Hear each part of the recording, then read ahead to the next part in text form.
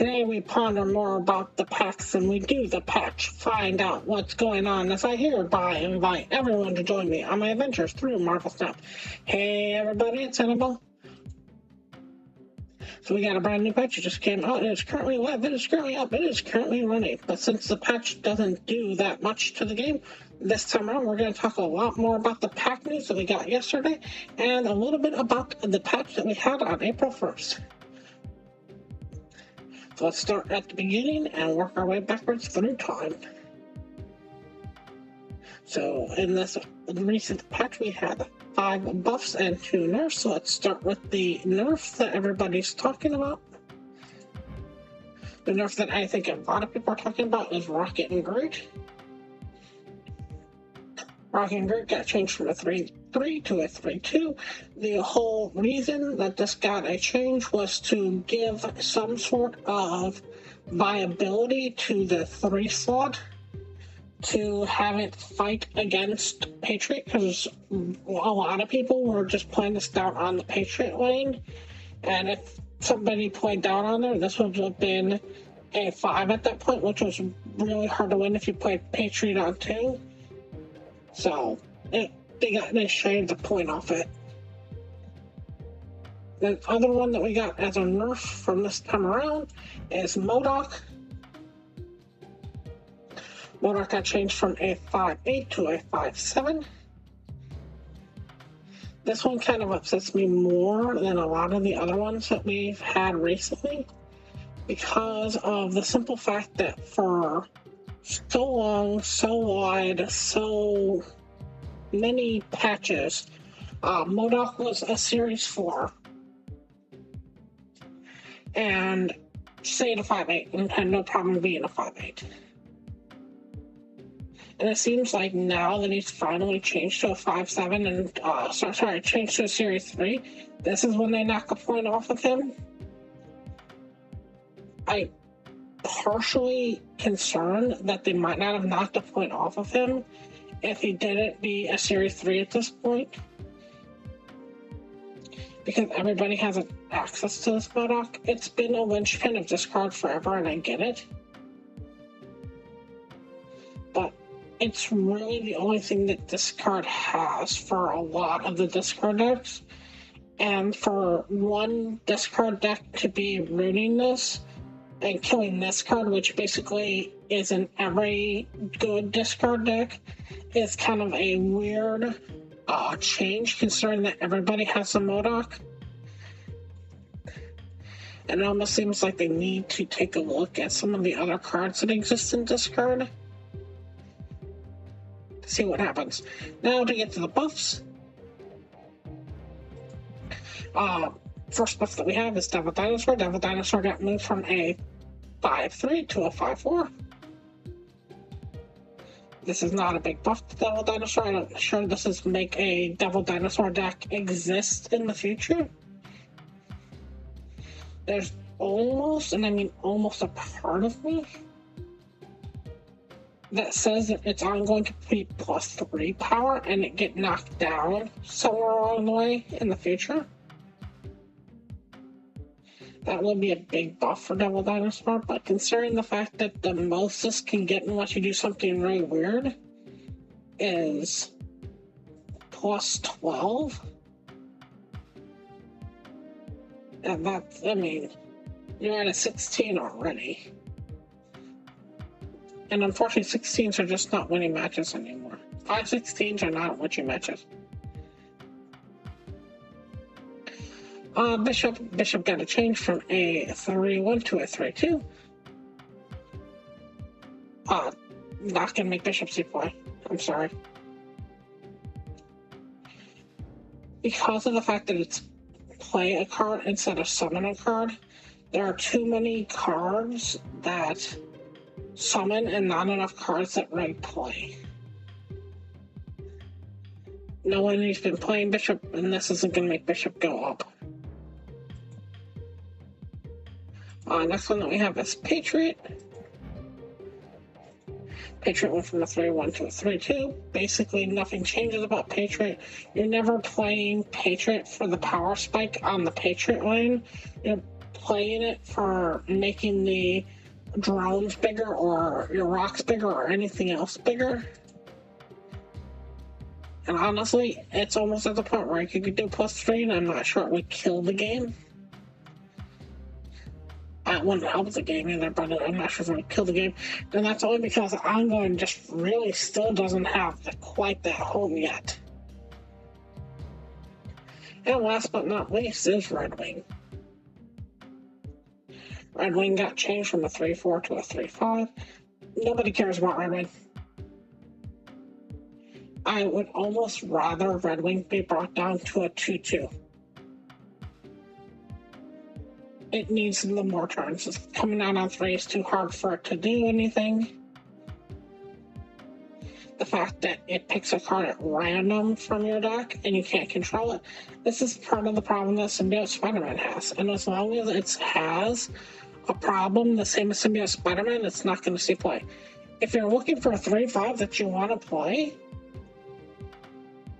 you have just as bad or of an odds of playing Sabretooth. Kill the Sabretooth, get 0 back in your hand, play it again. That's the equivalent of getting something else down. Alright, so that's the changes that we had for the current patch. We're going to go over a little bit of the changes that we had in the April 1st patch. Some changes that we had in the April 1st patch were that the ladder decay has shrunk for everybody. If you are infinite or above, you'll get reset to 75. If you're 90 to 99, you'll be set to 73. 80 to 89 will be 65. 70 to 79 will be 63. 60 to 69 will be 55. 53 to 59 will be 53, and anything below 53 will basically be no decay. I actually like this idea. I love this idea. The number of times where I'll get to 70 plus and then just be upset that I gotta rewalk up that. Now, if I get to 70 plus, that's 63, that's only 7 levels to get through the game. It's more of a chance for me to get up the ladder easily, for everybody else to get up the ladder easily. It's kind of weird and strange that it's not per level right now. So being level 70 is the same as being level 79, and there's something kind of really weird about that. I'd rather than figure out some sort of way where if you're 73, 74, you get a better reward than being 70. Because it almost seems like if you're close to the end of the month or you're near the end of the month and you're at 70, or you're at 74 or 76, that there's not really a reason to try to push over that line. On the other hand, if you do manage to push over that line, it isn't really worth it. Some of these ranks, it's not worth it. If you're at 70, the difference between 70 and 80, when the week resets, when the month resets, when the season resets, however you want to view it, it's 2 whole points. Is that worth it? Okay, so that's the change that happened to that. Another change that we got in the April 1st patch was mystery and premium variants and borders are coming to the game. There will be new borders that are coming out for each individual card. Your borders will show up in the custom card thing. They'll be here. You'll be able to get them from different rewards in the future. They'll be split into 2 different things. This will be part of the new shop update that we'll be getting when the packs happen. So there'll be times where you can get mystery variant borders.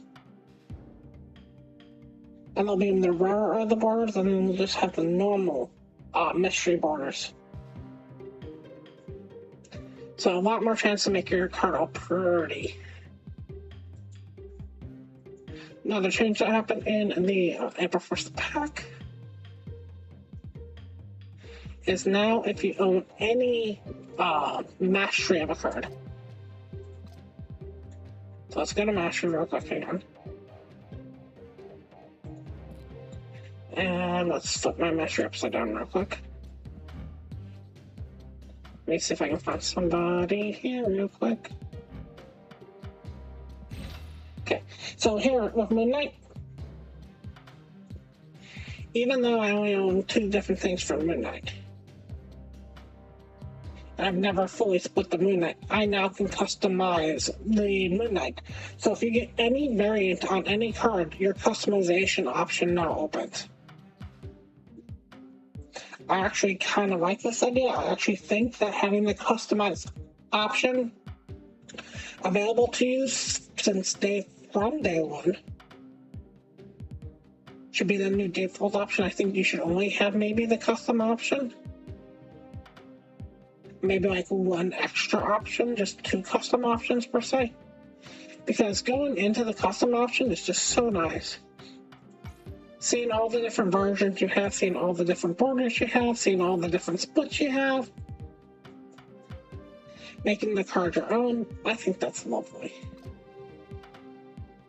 And to not have that option on certain cards, like the M.O.D.O.K right now, yeah, this is the only one that I have. So what difference does it make? But on the other hand, when I do own more borders than just this border, and I don't think it makes a big difference that I get to split this or make this infinite before getting this to infinite. Because again, if I go to the Moon Knight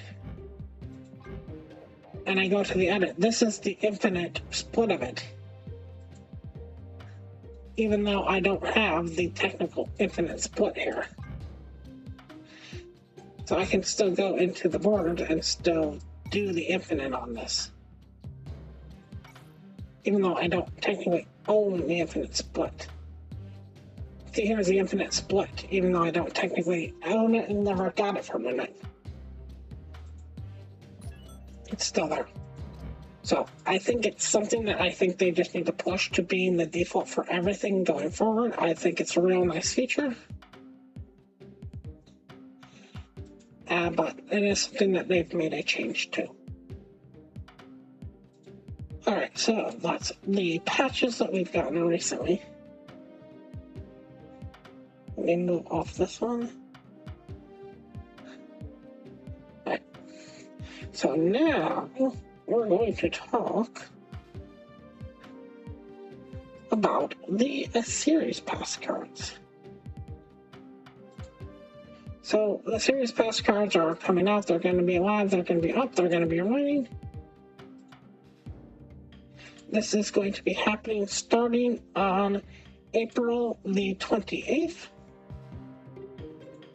So the last real Snap Pack Season Series Pass Spotlight Cash Key is going to be the one right before Hydra Stomper, so it will be the Doctor Strange, the Strange Supreme. After Strange Supreme, there will be a slight crossover where both will be up at the same exact time. If for some reason you want the Hydra Stomper and the variants in the Hydra Stomper, do not update your client when this happens, and it'll actually be available for about 24 to 48 hours. If you don't care about what the variant looks like and you just want to spend less on the new card, then you'll want to make sure your patch is updated and everything is currently on the most live version, because this is what's going to happen on April 29th. So this will be the Hydra Stomper version, the Hydra Stomper week. So there will be 3 different series. There'll be Series 5 cards, Series 4 cards, and Series 3 cards to start. The Series 5 and the Series 4 will have 2 different versions of them. the two different versions of the Series 5 and the Series 4 will both have different price points on them. So if you just want the brand new card and all you want to do is spend tokens on it, that'll still be 6,000 tokens. Then the next cheapest pack will be the one for 5,000, which will be the brand new Series 5 card.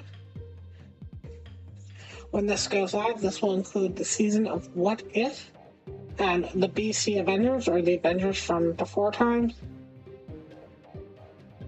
And then the next one down from there is going to be the 4,000, which will be the Series 5 normal pack, which will include all Series 5 cards from Brave New World and before.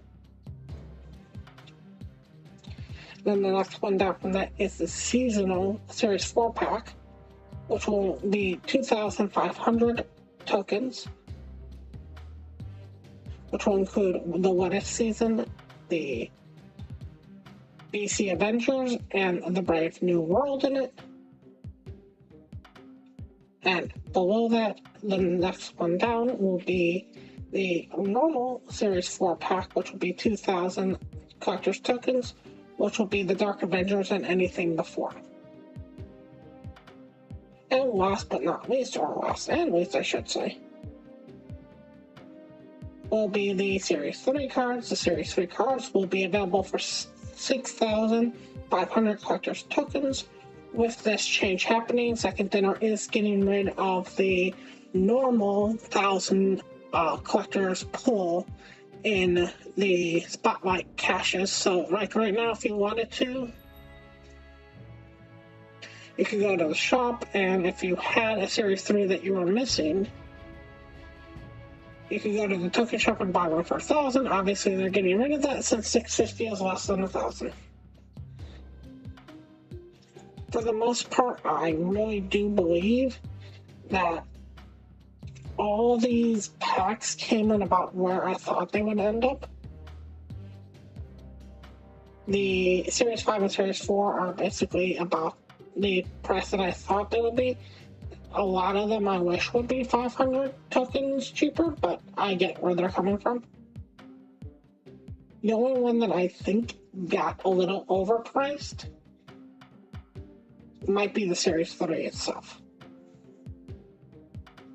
I honestly think you could drop Series 3 all the way down to 100 collector's tokens and you'd be fine. Getting into this game is so hard. There are over 100 Series 3 cards that you've got to pick up. Even if you're collecting about a key to a key and a half per week, you're still looking at roughly about 24 weeks to get this done. That is a ton to get done. That's half of a year to go and become Series 3 complete. You can't have a game that takes half of a year just to get to Series 3 complete. I think they should bring it all the way down to 100. I think that's fine. Let the newer players take advantage of getting keys and getting 10 packs a week. That's lovely. Let them join up, let them get in. Once you get to that point, you'll be fine. And then the only thing that you'll have is Series 5 and Series 4 to get after that point. The only thing that might make me change my idea on this is if at some point they bring out a starter pack for 3,000 tokens, that's just 3 or 4 cards that would really start you off in the game. Because then I'd say, okay, once you get your first key, once you get those first 3,000 tokens, just buy the starter pack and you're good to rock and roll. Other than that change in the patches,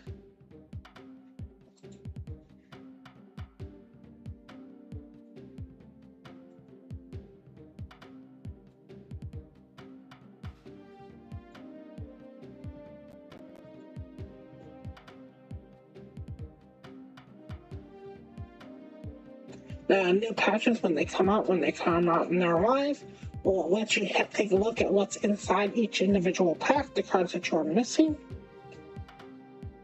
The cards will be listed alphabetically. for the lower series, and for the higher series, they'll be based on which season came out first, which season came out second. The newest card, the newest season pass card, so in this version, let's see, we're currently on Agent Carter. Agent Carter will not be in the Series 5 packs when this goes live. Neither the new version or the old version. Once we go into the new season, which is the X-Men season, Agent Carter will move to the current Series 5 pack. That's the one that's for 5,000 tokens. After we get out of the X-Men season and we enter into the Magic season, that's when Agent Carter will move down to being 2,500 tokens. So she's going to make this really weird trip where she goes from 6,000 to 5,000 to 4,000. Also, just a note, at least until further notice, Second Dinner is not looking at any kind of series drops, probably for the rest of this year. Although I do hope that there's at least one more for this year.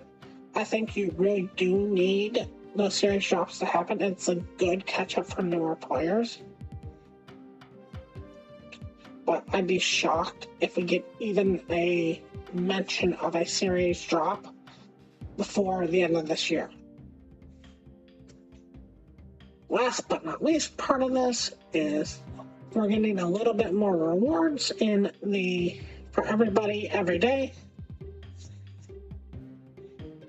When you log in every single day, you will get 50 collector's tokens. The 50 collector's tokens will be in addition to the credits that you get, as far as I'm aware at this point. Also, you can buy token packs. The token packs will vary. The more tokens you buy, the less they cost you. This graphic does concern me just a little bit. This is the official graphic for Marvel Snap. And the only reason it concerns me is because those last two ones are blurred out. So you can obviously go above 6,000 gold for 5,000 tokens. I have no idea where it's going to end, but it is a little scary that they have extra in there. If I was to look at them correctly, that might be 10,000 and 20,000. And using some basic deduction on here, you're probably looking at maybe 8,000 as one of the gold points there.